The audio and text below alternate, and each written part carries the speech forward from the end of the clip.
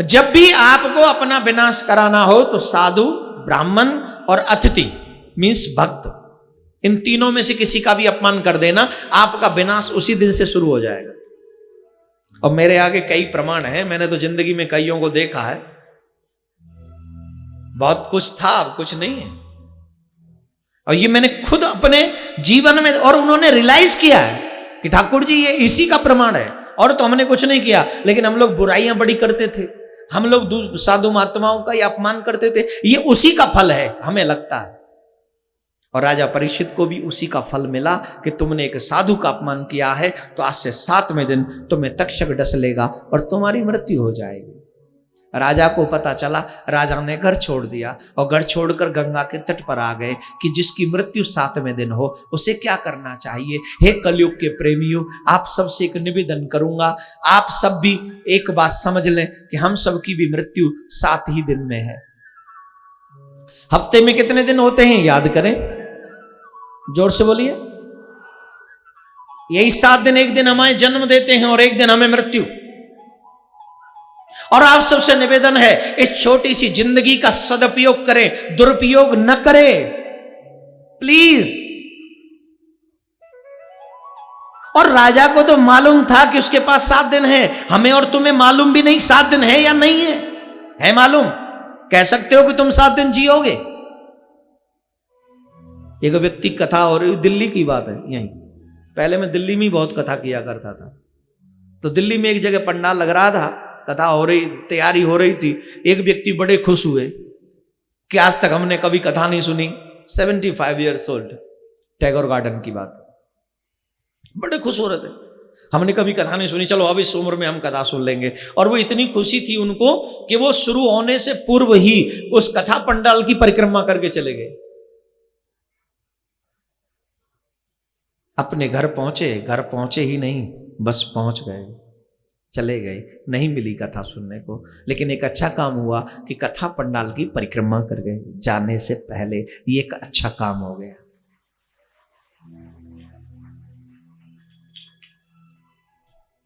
जिंदगी का भरोसा नहीं है, न जाने कब कौन से वक्त ये जिंदगी हमारा साथ छोड़ दे।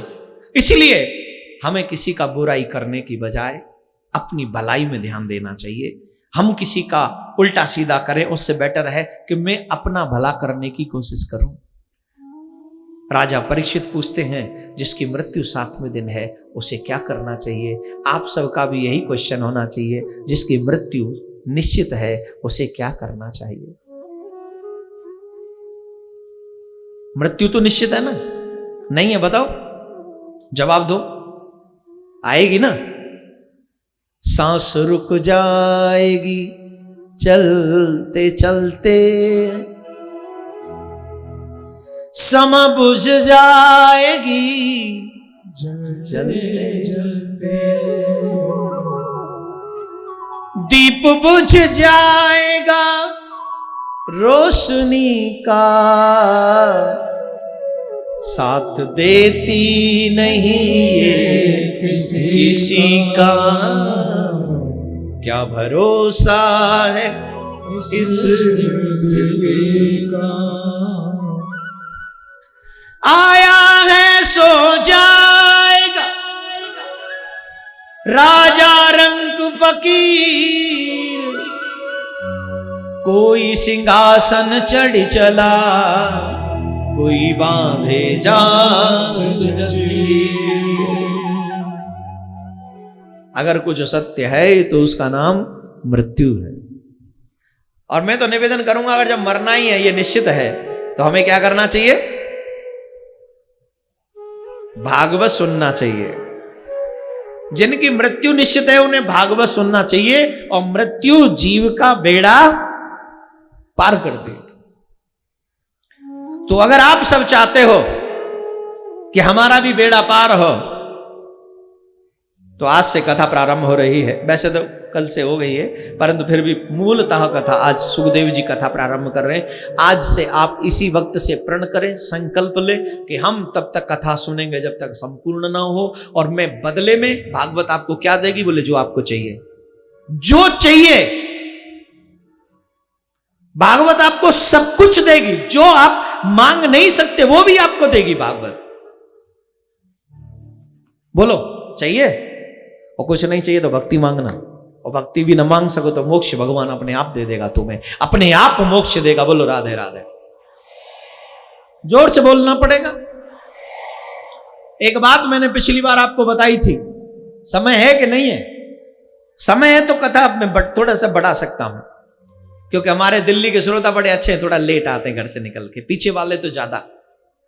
अरे मैं निवेदन करूंगा, पूरी सुनो, पहली आरती से आखिरी आरती तक, और फिर देखो तुम्हें वो मिलेगा जो तुम चाहते हो। लेकिन अगर पूरी नहीं सुनोगे तो फिर पूरा फल भी नहीं मिलेगा। जितनी सुनोगे उतना ही फल मिलेगा। अब देख लो कितना फल चाहिए। एक अर्थी जा रही थी, सामने से एक डोली आ रही थी, डोली आ रही थी, डोली आती हुई डोली को देखकर अर्थी ने कहा, डोली अगर तेरे पास वक्त है तो मुझे तुझसे चंद बातें करनी है। डोली ने कहा ठीक है बोलो तुम्हें क्या बोलना है। अर्थी ने कहा कि तुझ में और मुझ में काफी समानता है, तुझे भी कोई ले जा रहा है, तू भी किसी के कंधों पे जाती है और मैं भी किसी के कंधों पे जाती हूं। मुझे ले जाने वाले रो रहे हैं, तुझे विदा करने वाले रो रहे हैं। तेरे ऊपर फूल चढ़े हैं, मेरे ऊपर भी फूल चढ़े हैं। तुझे भी ले जाने वाले चार और मुझे भी ले जाने वाले चार, ये सब कुछ बराबर है, इसमें कोई फर्क नहीं है। अगर फर्क है तो सिर्फ इतना कि तू दुनिया में जा रही है और मैं दुनिया से जा रही हूं। तू दुनिया में जा रही है और मैं दुनिया से जा रही हूं, इतना फर्क है। मतलब तेरे पास वक्त है और मेरे पास वक्त है मेरे भाई। अभी आपके पास वक्त है, लेकिन उस दिन हम पे वक्त नहीं रहेगा। इसलिए आप सबसे मेरा निवेदन है कि जब हमारे पास और आपके पास वक्त है तो उस वक्त का सदुपयोग करना चाहिए। क्या करना चाहिए? जोर से बोल लो। नहीं, वक्त का सदुपयोग करना चाहिए। मैंने यूं कहा कि वक्त का सदुपयोग करो। कौन कौन करेगा वक्त का सदुपयोग? पक्का? देखो पीछे तक देखो, बाबा रे बाबा तो खूब चकाचक पंडाल फुल कर दिया। ये दिल्ली वालों की आदत है, पहले दिन नहीं आते, शोभा यात्रा में नहीं आते, बाद में याद आती है इनको। मैं निवेदन करूंगा कल इससे भी बड़ी संख्या में आप लोग पधारेंगे, और इससे बहुत बड़ी संख्या में पूरे विश्व को बता देना है, एक इतिहास रचना है। अब की होली सावरिया के संग रहने हैं, अब की होली सावरिया के संग।